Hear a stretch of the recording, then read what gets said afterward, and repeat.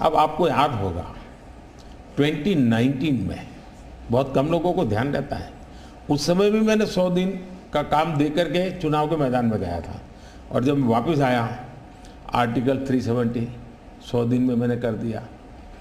3 तलाक से मेरी बहनों को मुक्ति दिला दी, पहले 100 दिन में किया।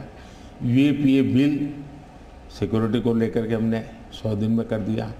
बैंकों का मर्जर बहुत बड़ा काम था, हमने 100 दिन में किया। इतना ही नहीं, पशु का टीकाकरण, ये कोविड के टीकाकरण की इतनी चल रहा है ना, मैं देश में पहली बार करीब 15,000 करोड़ रुपया लगा करके पशुओं के टीकाकरण का बड़ा अभियान चला रहा हूँ, और मैंने 19 में पहले 100 दिन में किया था। तो मैं 100 दिन क्या काम करना वो हैफाजत नहीं करता, मैं बिल्कुल प्लानिंग करके उसको आधार पर आगे चलाता हूँ।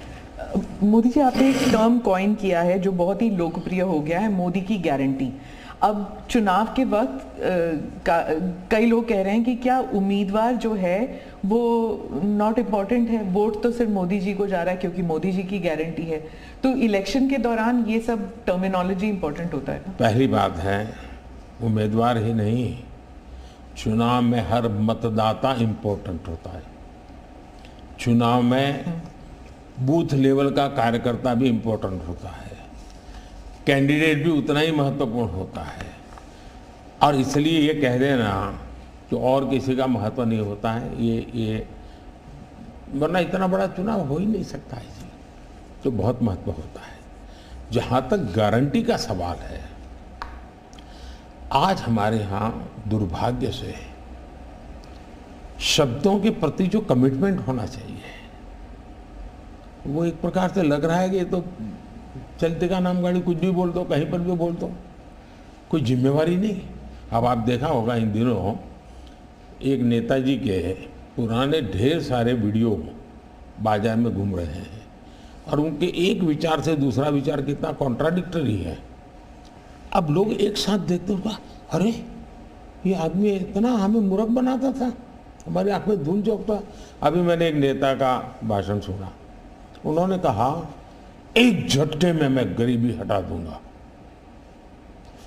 अब जिनको 5-5, 6-6 दशक देश का राज करने को मिला, वो जब आज कहेंगे कि मैं एक झटके में गरीबी हटा दूंगा, तो देश सोचता है ये क्या बोल रहे हैं जी। तो मुझे लगता है पॉलिटिकल लीडरशिप की क्वेश्चनेबल होती जा रही है।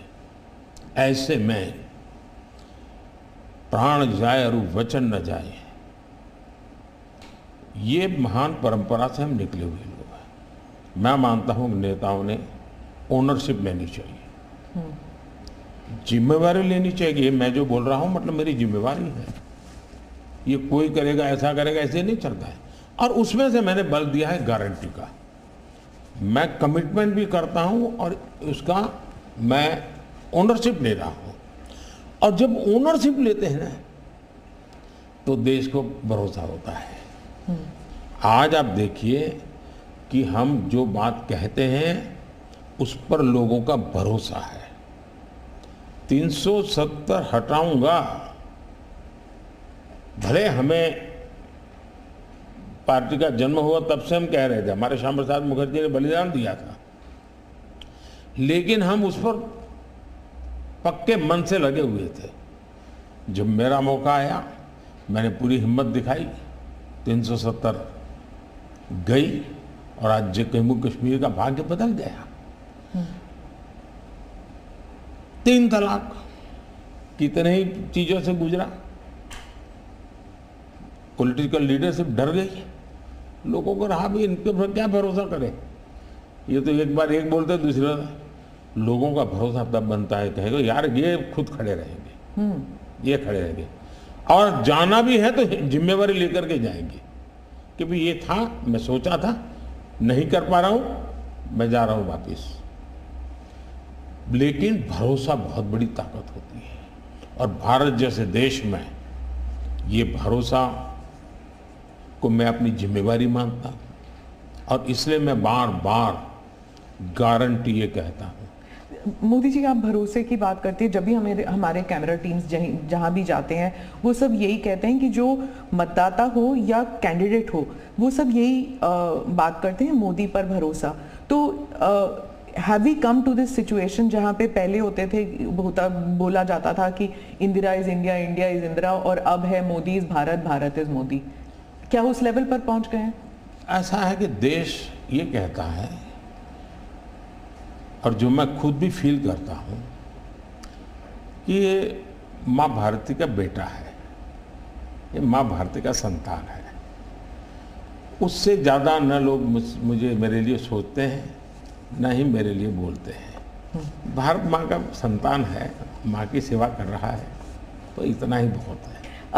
मैं राम मंदिर प्राण प्रतिष्ठा की बात करती हूँ। इसको एक राजनीतिक रंग नहीं चढ़ना चाहिए था, लेकिन हो गया है, और जब इलेक्शंस आ गए हैं तो फिर चाहे ऑपोजिशन हो या बीजेपी हो, एक दूसरे पर आरोप लगाते हैं, तुम पापी तुम पापी। कांग्रेस कहती है कि इसका राजनीतिकरण बीजेपी ने किया इसलिए वो पापी है। बीजेपी कहती है कि न्योता देने के बावजूद आप प्राण प्रतिष्ठा में आए नहीं इसलिए आप पापी हैं। तो इसे आप कैसे देखते हैं? पहली बात है कि इसका राजनीतिकरण किसने किया, और इसको आज की घटनाओं से मत, जब हमारा जन्म भी नहीं हुआ था, हमारी पार्टी पैदा भी नहीं हुई थी, उस समय अदालत में ये मामला निपटाया जा सकता था, समस्या का समाधान हो सकता था। भारत विभाजन हुआ तो विभाजन के समय ये तय कर सकते हैं, चलो भाई इतनी इतनी चीज़ें ऐसा कर लो, वो नहीं किया गया। क्यों? कि एक ऐसा हथियार हाथ में है, जो हथियार वोट बैंक पॉलिटिक्स के लिए मजबूती का एक दांव है, इसलिए उसको पकड़ के रखा गया और बार बार उसको भड़काया गया। अब जब ये अदालत के अंदर मामला चल रहा था, अदालत में अभी जजमेंट ना आए वहां तक कोशिश की गई। न्यायिक प्रक्रिया से होना चाहिए, तो हमारा संविधान हमें कहता है, और सरकार की तो जिम्मेवारी है, लेकिन उसमें भी अड़ंगे डालना, ये क्यों? क्योंकि उनके लिए ये राजनीतिक हथियार था, ऐसे लोगों के लिए। और देखिए, राम मंदिर का, ऐसे लोग हैं राम मंदिर कर रहे हैं, तुम्हें मार देंगे, ऐसा करके वोट बैंक बनाने का एक तरीका था। अब हुआ क्या, राम मंदिर बन गया, तो उनके हाथ से वो मुद्दा ही चला गया। अब वो किसी को डरा नहीं पा रहे हैं, राम मंदिर आ जाएगा, आ गया, कुछ नहीं हुआ, आग नहीं लगी कोई। दूसरा, इनकी प्रकृति, आप सोमनाथ मंदिर से लेकर के अब तक की घटनाएं देखिए, वे भारत की मूलभूत आस्थाएं, भारत का मूलभूत जो पिंड है, उसके प्रति नेगेटिविटी लेकर के ही देश में वो अपनी बातें। अब सोमनाथ मंदिर को क्या प्रॉब्लम था? सरदार पटेल थे, डॉक्टर राजेंद्र बाबू को जाना था, वहां तो न जनसंघ था, न भाजपा था, न आरएसएस थी, न कोई लड़ाई थी, लेकिन उन्होंने मना कर दिया जाने। वो जो नेहरू जी की जो चिट्ठी थी, हाँ, जो भी है। अब ये और वो परंपरा आज भी चल रही है कि प्राण प्रतिष्ठा का निमंत्रण मिले और आप उसको ठुकरा दें। सचमुच में तो आपको गर्व होना चाहिए कि ये राम मंदिर निर्माण करने वाले जो भी लोग हैं, जिन्होंने संघर्ष भी किया है, वे आपके सारे पाप भूल करके, सारे आपके गुनाह भूल करके घर में आकर के आपको इनवाइट कर रहे हैं और नए से व्यवहार शुरू करना चाहते हैं।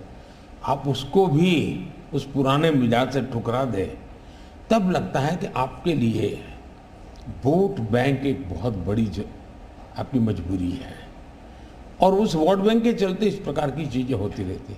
और ये किसी को नीचा दिखाना, किसी का अपमान करना, ये अपना अधिकार मानते हैं। और मैं कभी कभी कहता हूँ, वे तो नामदार है, हम तो कामदार है। अब मैं नॉर्थ ईस्ट जाऊँ, वहाँ के लोग कोई कपड़े पहना दे, मैं पहनता हूँ, उसकी भी मजाक उड़ाना, यानी हर चीज़ की। मैं तमिलनाडु जाऊँ, लुंगी पहनूँ, तो उनको लगता है देखो ये कर रहा है, वो कर रहा है। मैं हैरान हूँ जी, इतनी नफरत लोकतंत्र में नहीं होती है, नहीं होनी चाहिए। देखिए, हमारे लिए मैं मानता हूँ ये न राजनीति का विषय हम लोगों के लिए है, न होना चाहिए और न कभी होगा। हमारे लिए एक जबरदस्त आस्था का विषय है जी।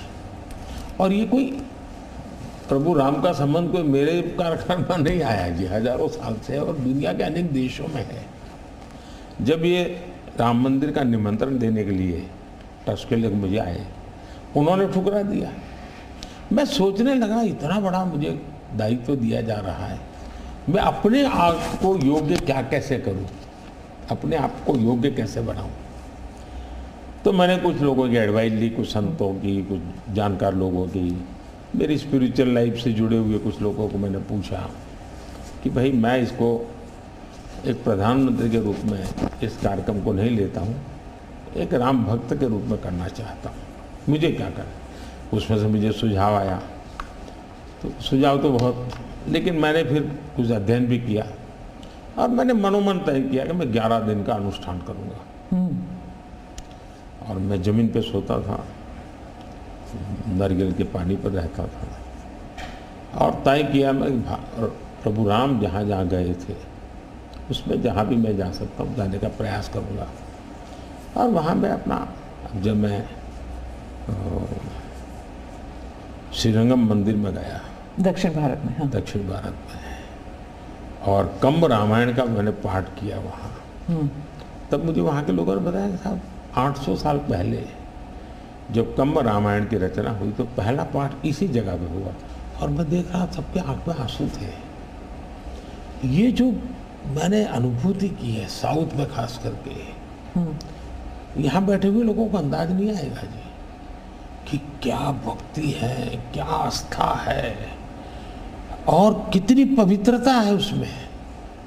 मेरा कार्यक्रम नोन नहीं था, मेरा काम भी ऐसा व्यक्तिगत था, लेकिन जो जन सामर्थ्य एक प्रकार से मुझे उनके भाव में अनुभव कर रहा था, तो मेरे लिए शायद मेरी स्पिरिचुअल जर्नी की एक बहुत बड़ा महत्वपूर्ण 11 दिन की घटना मैं देखता हूँ।